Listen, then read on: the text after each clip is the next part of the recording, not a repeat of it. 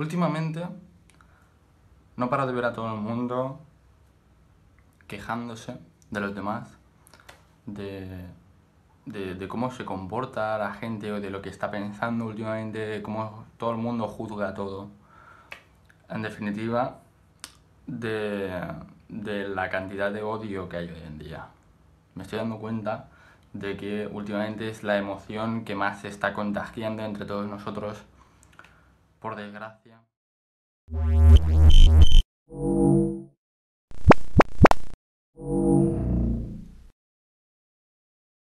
Quería empezar dando una definición de todo lo que tiene que ver con el odio, la envidia, el rencor y todas estas emociones negativas que vamos a calificar generalmente como odio.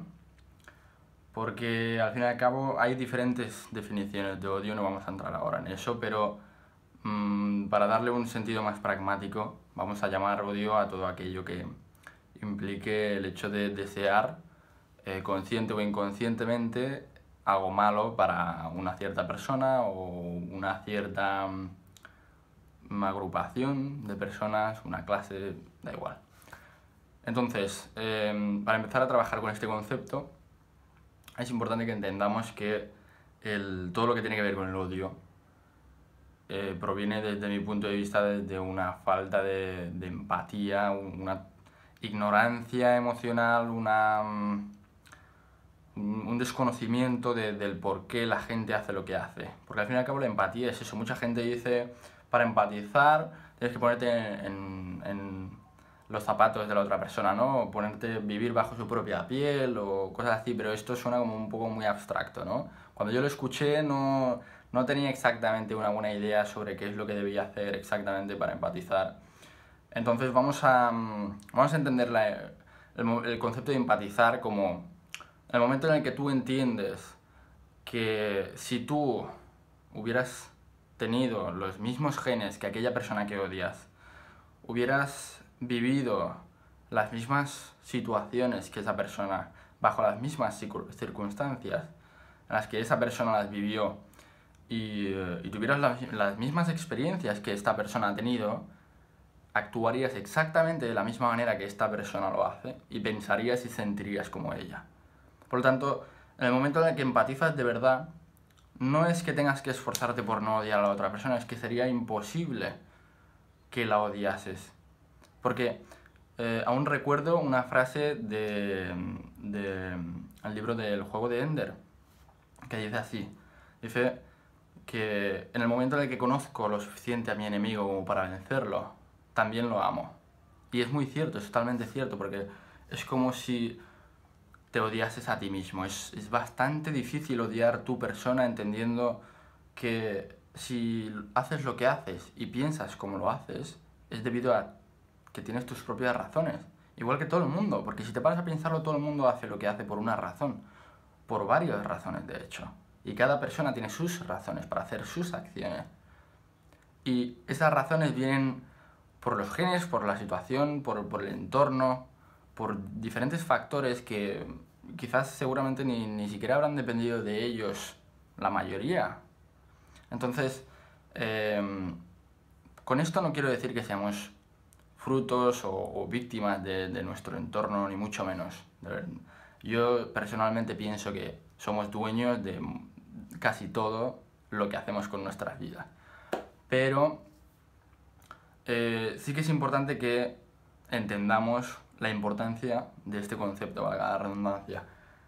Porque si nos paramos a pensar, hay mucha gente que diría, ya, es que hay gente con la que realmente no se puede empatizar, hay gente que merece ser odiada. Hitler, ¿no? Por ejemplo, muchísima gente lo odia sin siquiera haber vivido en su época, o sea, lo que él hizo, hay mucha gente a la que ni siquiera le afectó directamente y sin embargo todo el mundo piensa que es alguien a que deberíamos odiar y crucificar, ¿no?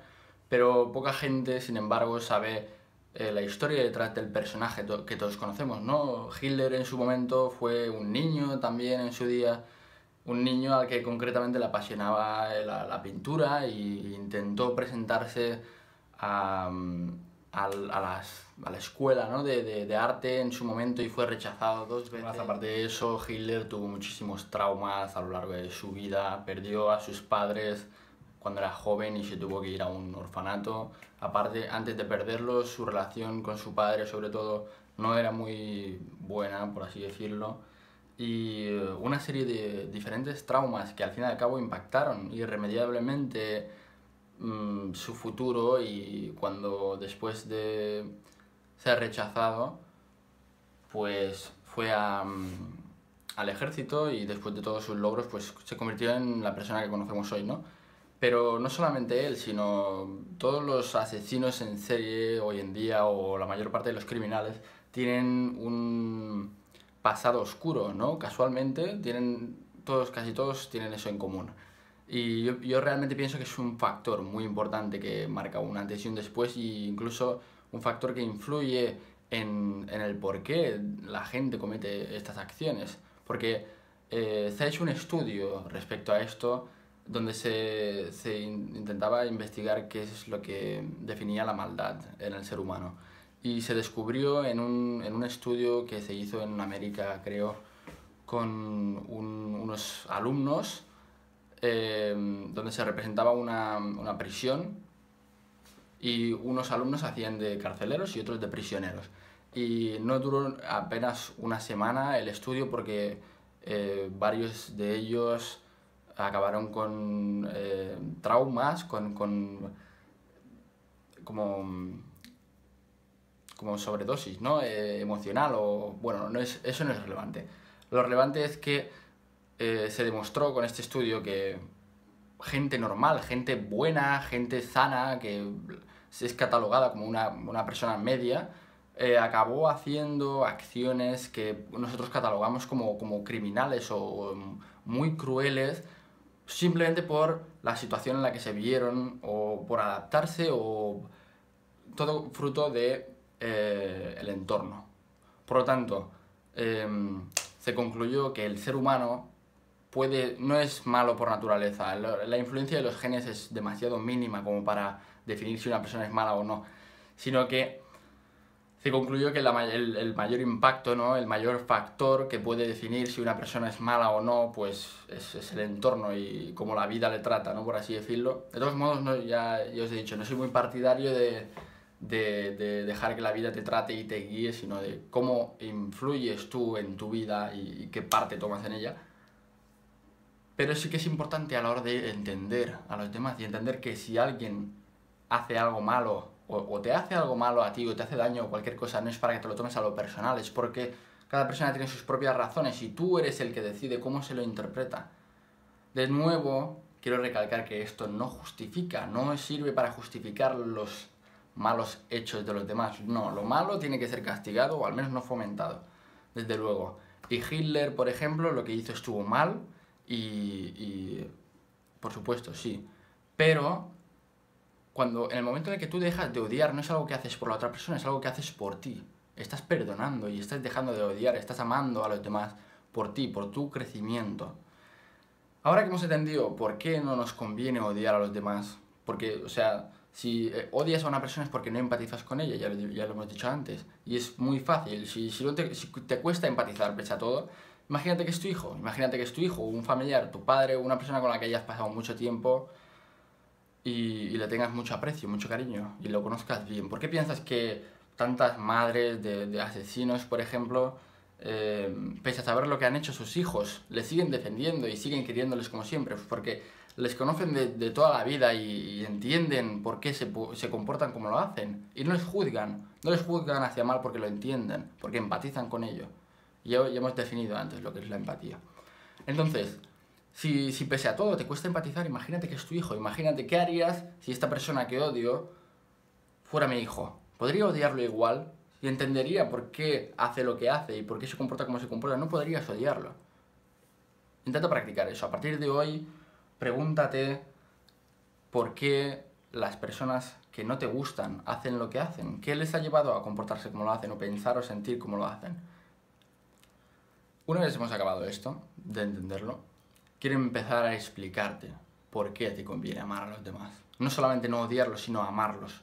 El momento en el que entiendes el potencial humano, la capacidad que tiene cada ser humano para mejorar el mundo, para aportar a los demás, para aportarte a ti, una persona que desconoces cosas. Al final mi consejo es que ames a todo el mundo, que te permitas amar a todo el mundo, permítete amar a todo el mundo y sobre todo amate a ti incluso más que los demás. Porque tú eres el primero, tú eres la primera persona a la que tienes que respetar para luego poder respetar a los demás.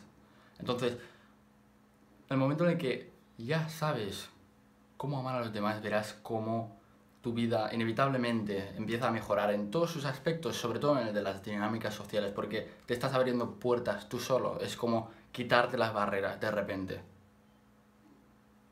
Así que te animo a que vayas adelante con ello. Una manera muy fácil de practicarlo es que empieces hoy mismo, con las personas que te veas hoy, con las personas con las que hoy te encuentres, interactúes. Hazlo, piensa en alguna manera de expresar y demostrar tu amor hacia ellos. Y cultívalo como si fuese una plantita. Cultívalo, regala cada día y verás cómo crece y cómo podrás recoger sus frutos. Y además es un ejercicio intrínseco que tiene una estimulación intrínseca, que significa que el simple hecho de que lo practiques va a hacer que lo disfrutes. No es tedioso, no es un trabajo a hacer, es una actividad que en el momento en el que la empieces a llevar a cabo te va a dar un feedback inmediato y te va a estimular como pocas cosas te pueden estimular dentro de una interacción con un ser humano y con los animales y con lo que quieras. Así que te animo que empieces hoy mismo. Pues nada, eso ha sido todo. Te veré muy pronto si sigues por aquí. Te mando un abrazo y te deseo todo lo que te merezcas.